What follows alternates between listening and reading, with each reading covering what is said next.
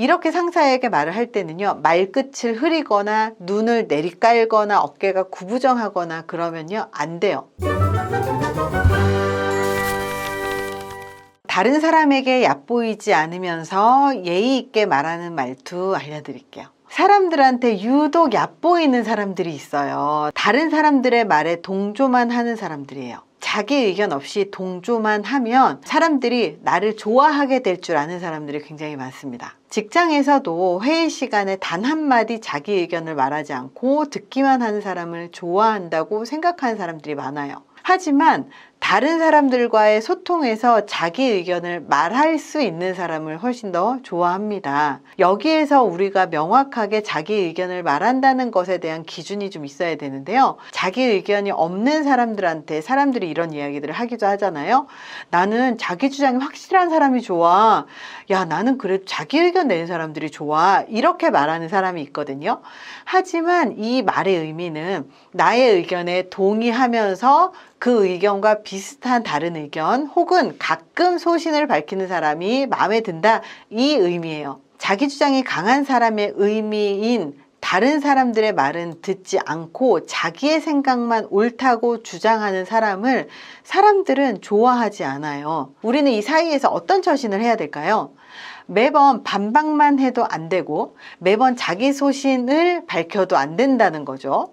그렇다면 매번 다른 사람의 말에 맞다고 동조만 해서도 안 된다는 거예요. 그 말의 의미는 꼭 필요한 경우에는 자기의 의견을 단호하게 말해야 얕보이지 않는다는 뜻입니다. 매번 다른 사람의 말이 맞다고 동조만 하는 사람이 얕보이기가 쉬워요. 자기 주장을 할 때는 말하는 방법이 잘못돼서 상대방의 기분을 상하게 하시는 분들이 좀 있어요. 이것만 주의하면 자기의 권리, 그리고 요구, 의견, 생각, 느낌 등을 얼마든지 표현을 해도 문제되지 않습니다. 만약 직장 상사가 기분 나쁜 말을 하고 그리고 조롱을 한다면 어떻게 하는 게 좋을까요? 소극적인 사람들은요, 하고 싶은 말이 있어도 꼭 참을 거예요. 공격적인 사람은 상사를 째려본다거나 기분 나쁜 표정을 있는 그대로 지어 보일 거예요. 그리고 이 일이 부당하다고 오히려 당당하게 맞서겠죠. 하지만 이 두 가지 모두 정확한 처신을 하는 게 아니고 갈등을 해결하지 못하고 관계만 악화될 가능성이 되게 높습니다. 공격적인 것과 단호한 것을 혼돈해서는 안 돼요. 공격적인 것은 흥분한 얼굴로 상대방을 비난하고 내가 뭘 잘못했는데요 막 이러면서 소리를 지른다거나 이런 거죠.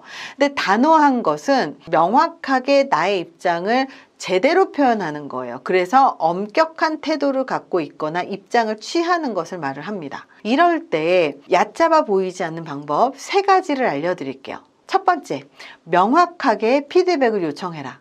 예를 들어서 너 왜 이렇게 일을 열심히 하지 않냐 이렇게 얘기를 하면 상사가 일방적으로 비난을 하는 거잖아요.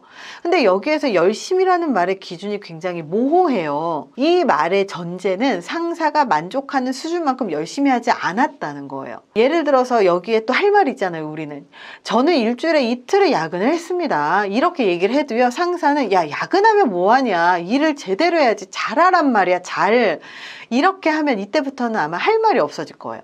이 잘한다는 말 역시 모호하기 때문이죠. 바로 여기에서 열심히 우리가 일을 했다면 반드시 할 말을 해야 됩니다. 이렇게 질책이나 꾸중을 들었을 때 변명하거나 저 그런 거 아닌데요 그러면서 방어하거나 하면 오히려 이미지가 나빠져요. 바로 즉각적으로 단호하게 말하는 게 좋습니다.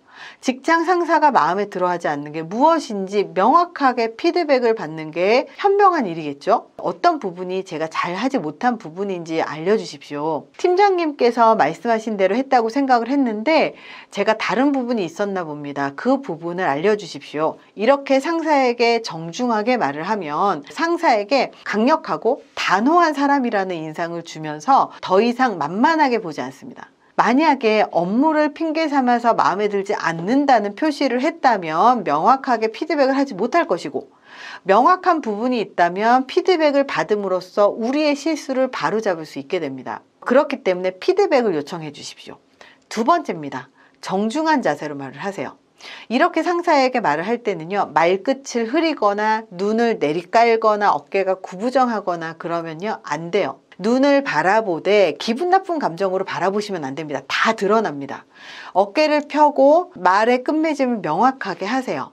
눈을 아이 컨택을 하면서 내가 뭔가 잘못했나 피드백을 오늘 받아야 되겠다 이 마음으로 하시란 얘기예요.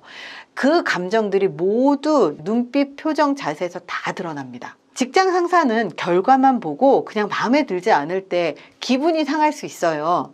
왜냐하면 또 다시 일을 시켜야 되고 설명해야 되고 또 기다려야 되고 그렇기 때문에 그냥 그런 것들이 싫어서 기분 나빠할 수 있다는 거예요. 그래서 부하 직원한테 기분 나쁘게 말을 하는 사람이 있어요. 자기 기분대로 말하는 사람이요. 이럴 때 부하 직원의 대응 방식에 따라서 만만한 사람과 만만하지 않은 사람으로 나뉘게 되겠죠. 이럴 때 마음 놓고 다뤄도 상관이 없는 사람이라는 인상을 주지 않고 싶으면 단호하게 대처할 필요가 있습니다. 정중하면서 단호하게 자기 주장하는 사람은요, 얕보이지 않고 그리고 오히려 친절하게 설명을 들을 수 있는 친절한 대접을 받는다는 사실을 기억하셨으면 좋겠습니다. 세 번째입니다. 질문하는 방법도 있어요.